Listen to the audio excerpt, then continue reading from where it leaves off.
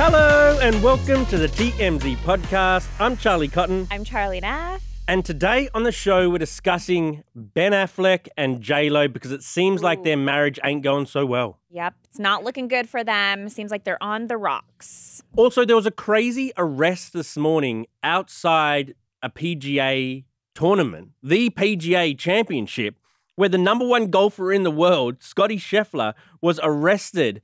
And he's facing some pretty serious charges. Yeah, which he says is like a total accident, miscommunication. But when we tell you the facts, I think it's obvious there was no miscommunication. Diddy's alleged mule, this young kid, Brendon Paul, has accepted a plea deal which has a lot of people thinking that maybe he's going to flip on the rap mogul. Yeah, people think that he got off pretty easy. And finally, we're going to talk about Congress yesterday because Marjorie Taylor Greene and AOC, as well as Jasmine Crockett, got into a heated back and forth with pretty insulting comments made. Mm-hmm. It was entertaining, though. Like the Real Housewives set. I know! Like Jerry Springer. It was. But to begin with, Ben Affleck has just been spotted leaving the separate home he now lives in, separate from Jennifer Lopez. So he's living in Brentwood, which is, I think it's about... Only 20 minutes from the marital home that he bought with J-Lo last year. So it makes you wonder, why would he be living in a separate house only 20 minutes away, you know, unless they're not together, which we're kind of connecting the dots here. And it appears that J-Lo and Ben are not together right now. It's unclear if they're maybe going through a break or if they're fully split. They are still wearing their wedding rings. But like you said, Charlie, we got some photos of him arriving and leaving this house that he's renting in Brentwood. And he's with his mom. Mom's in town, so things must be getting serious. And we did get photos of J-Lo at a recording studio yesterday in LA. So they're both in town, just not seeing each other. So it had been 47 days since they had been seen together. Now, I know we just got photos of J-Lo hopping into a car, Ben Affleck's driving. They were going to go to like a school sort of event, a school play for one of their kids. But they hadn't been spotted for many weeks. 47 weeks, I think. 47 days. Oh, days. It's almost a year, Charlie. But also, J-Lo sort of suspiciously or interestingly liked an Instagram post about broken relationships. Yeah, so there's this woman who's basically like an influencer with relationships, and she posted something saying you cannot build a healthy relationship with someone who, and it has all these different reasons of people that you can't build a healthy relationship where it's like, you know, they don't have emotional safety, they don't respect your time, like all these things. But what's bizarre to me is this woman posted this back in March, but J-Lo liked it just yesterday. And I feel like your algorithm, that your phone listens to what you're talking about and will bring things up on your algorithm that maybe relate to whatever you're speaking about. So it's possible that this old March post came up on her algorithm and she liked it. We do have some insight into this woman that posted it. She doesn't know J-Lo. She's never spoken to J-Lo. She was pretty surprised that J-Lo liked it. But I do think it's telling because that's when girls are liking things like that, memes and cryptic stuff like that, it's usually kind of a clue as to what is going on in your mind. Totally. Look, I don't know about you, but I didn't sort of see these guys to death do us part. They always just seemed like two very different people. Like they'd been engaged 20 years ago, didn't make it down the altar. They rekindled a few years ago, and it was a great sort of story that these lovers had not made it work 20 years ago. Now they're making it work. They had the wedding. I just thought that, and they kind of admit this too, J-Lo's a very public person. She loves red carpet events. Exactly. She's at the Met Gala. Ben is not that guy. No, and I think we've admittedly seen that. so. Yeah, we've seen that where he's been next to her, like sitting in the audience at some award show, and he just looks like he doesn't want to be there. And she's just kind of like pushing him along, maybe encouraging him a little bit.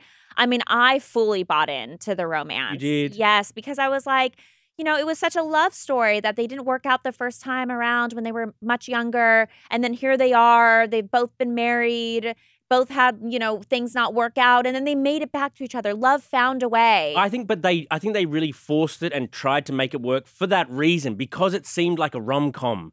Their whole journey seemed like it was out of a movie that this had happened. It did. But I think what probably made it not work this time was maybe similar to what made it not work the first time. They're just different people, I think. They are and that's okay. And sometimes opposites attract, but I think opposites can only attract for so long. And then you're sat at home and you want to stay home and she wants to go out again. And they just live different lives. Yeah, and the funny thing is right now he's at that Brentwood house and he ordered McDonald's to the house. So he's like fully embracing his like old self, getting the fast food. Because you know J-Lo's not eating fast food like that. And this is what Ben likes. He's the Dunkin' Donuts guy. He's the Dunkin' Donuts guy. It's like miserable, want to be at home. It's relatable to me. Now that's what he's doing. It's like everything Ben Affleck does is relatable to me. And, you know, if I happened upon J-Lo when I was single and she was single, and this was a celebrity saying, let's do this, I couldn't do it. You know, that's just not who you are. You want to be on the couch. You want to be eating McDonald's. You don't want to be going to Met Gala. Yeah, I guess I hear you. But, I mean, to be continued, because like I said, they are still wearing their wedding rings, which I don't know if maybe it's just because they're having a little time apart from each other right now, and they're still together. So they're, you know, trying to show some unity with the rings. But we'll see. We will keep you guys updated. On to our next story. Scottie Scheffler was just arrested outside the PGA Championship. So this morning, there was a tragic accident outside the event where a shuttle bus hit a man and killed him. Yeah. And so because of this, police sort of cordoned off the area and traffic built up to a large extent. Now, Scottie was almost at the course. He was a few cars behind, like where police might let him into the course to start warming up for the day's play. And instead of heeding the instructions of police, this is what police say, he drove onto like the median strip and tried to get to the course that way. Now, when he did this, an officer confronted him and leapt on the car. Yeah, clung onto the back of the vehicle. And guess what happened? Scottie took off with the car, so this police officer is hanging on to the vehicle as it's in motion. For like 20 to 30 yards, That's apparently. insane. The police are hanging on to... And he was injured. He was injured. The police fell off the vehicle as Scottie stopped, and the police, got injuries, unspecified at this stage. Scottie eventually rolled down his window. The police then reached in, unlocked the door, got him out, pushed him up against the car, handcuffed him, and let him off. There's a bit of video from some journalists there at the time, and the police didn't know who they were arresting. They didn't know it was Scottie Scheffler. There was a reporter there, ESPN's Jeff Darlington, and he had stated that he witnessed Scottie trying to get around the police presence by driving on the median, like what you said. But even this guy was the reporter was telling the police officer, "Do you guys know who this is? Right. This is Scottie Scheffler." And the police said to him, "We don't care who he is. Like he's in trouble." So he was booked officially at 7:28 a.m. this morning on 4 separate charges: felony assault of a police officer, misdemeanor criminal mischief, misdemeanor reckless driving, and misdemeanor disregarding signals. He could be in a fair bit of trouble for this. Like Scottie is saying, this is what Scottie released on his Instagram. He said, "This morning I was proceeding as directed by police officers. It was a very chaotic situation, understandably so, considering the tragic accident that had just occurred earlier. And there was a big misunderstanding of what I thought I was being asked to do. Of course, all of us involved in the tournament express our deepest sympathies to the family of the man who passed away in the earlier accident this morning. It truly puts everything into perspective." So big misunderstanding. Uh-huh. But how do you drive with a cop on your car for 20 to 30 yards? And think it's a misunderstanding? I don't think there's any way they would have flagged him. "Oh, go on ahead," especially since they said they didn't know who he was. So why would they ever flag someone to go ahead while everyone else is at a stop? And also, I mean, I kind of low-key love that he got busted, because how many times has like traffic been so bad, everyone's at a stop, and you see that one jerk off in the median thinking their time is more important than everyone else, and they're just cruising through like illegally on the like right shoulder, and you're like, God, if there was only a cop right now to get this guy off the road. But Scottie Scheffler's time is more valuable than No, everybody it's else. not. He Charlie. didn't have his golf thing for 2 hours. Yes, but they get there early. I don't care. Everybody in that traffic jam is going to the event to see Scottie.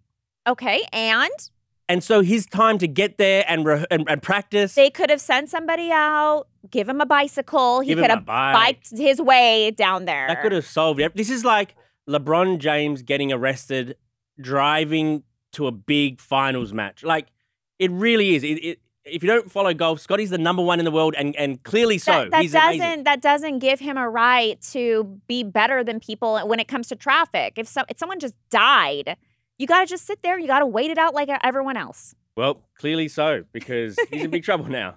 Yes. Okay, on to our next story. Diddy's alleged drug mule, Brendon Paul, has just accepted a deal in the case.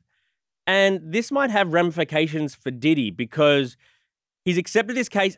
He was carrying like different drugs on him. I think he had a bit of weed, maybe a bit of coke. He had some marijuana candies and some cocaine in his bag. So now he's going to get off sort of scot-free, pending he probably says what he knows about his boss. Would you be scared if you were Diddy and this came out today that, you know, some guy in your inner circle that was your alleged drug mule is now cooperating with police? Yeah. I mean, what does this guy know? What is he going to tell? I mean, I think it's unclear, and I think Diddy is probably scared.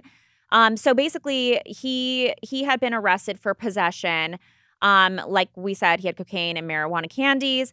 But what he got was no jail time. He just has to do like a 6-month drug diversion program.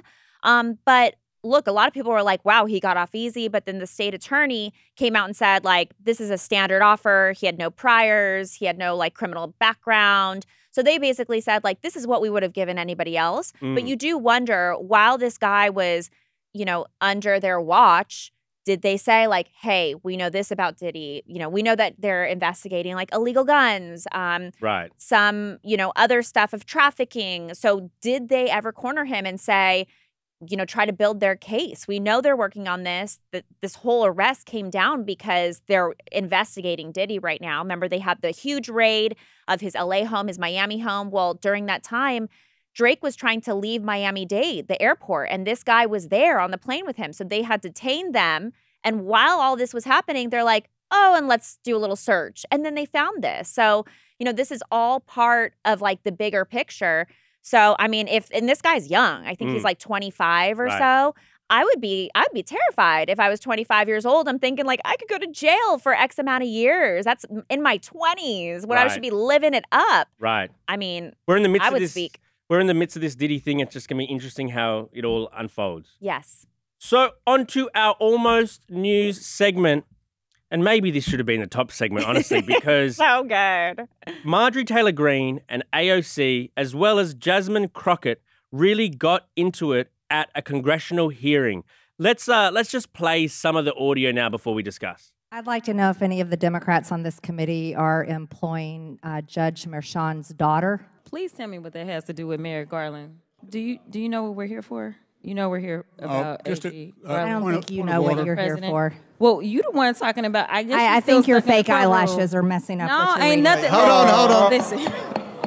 Order. That is absolutely unacceptable. How dare you attack Meeting will the suspend. physical Meeting will appearance of another suspend. person? Are your Move feelings hurt? her words down. Aw. Oh, girl, baby girl. Oh, really? Don't even play. I'm just curious, just to better understand your ruling. If someone on this committee then starts talking about somebody's bleach blonde, bad built butch body, that would not be engaging in personalities, correct? A what now? Wow.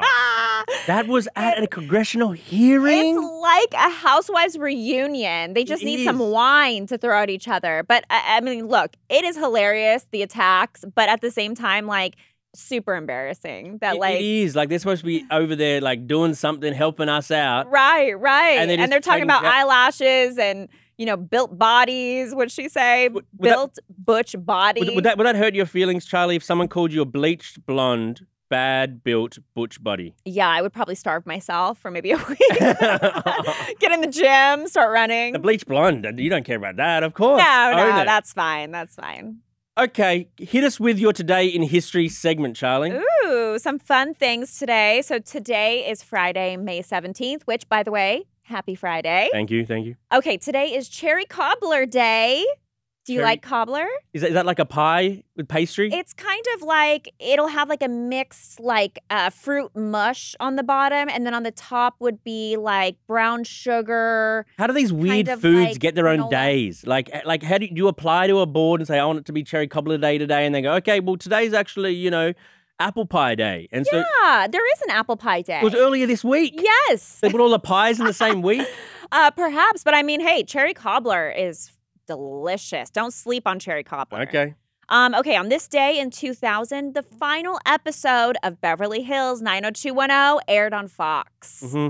End of a legacy. Did Not you ever watch 90210? Most famous zip code ever. It is. Name another zip code. I'll wait. Well, I mean, I could name mine. That's Not about famous. it, though. I'll wait. In Canberra. In Canberra. No, in Playa del Rey where we live. Oh, yeah, no one's going to know that. Right. All right. And then lastly, in 1900, going way back, L. Frank Baum's The Wizard of Oz was first published, and it became a classic of children's literature. The 1939 film adaptation is among the most beloved movies in American cinema. Happy birthday, Wizard of Oz. And Wicked is coming out at the end of this year. I'm looking forward to seeing it. Thanksgiving, Ariana Grande, and I forget the other actress's name. Cynthia Erivo. Yes, and then Ethan Slater. Yeah, her boyfriend. Ooh, Yes, that's that'll be going to be a juicy. good one. I'll for sure see that. Okay, Charlie. Well, Hey, have a great weekend. what do you got going on this weekend? Just having a 3-year-old stuff. Oh, so park, playtime. I think a lot of that. Gonna see Early a movie. morning. Yeah, early mornings. We're going to go see a movie. Oh, The Ryan Reynolds movie. Which About one is that? About imaginary friends. Oh, cute. All right, guys. Well, have a great weekend. We'll see you Monday. Bye.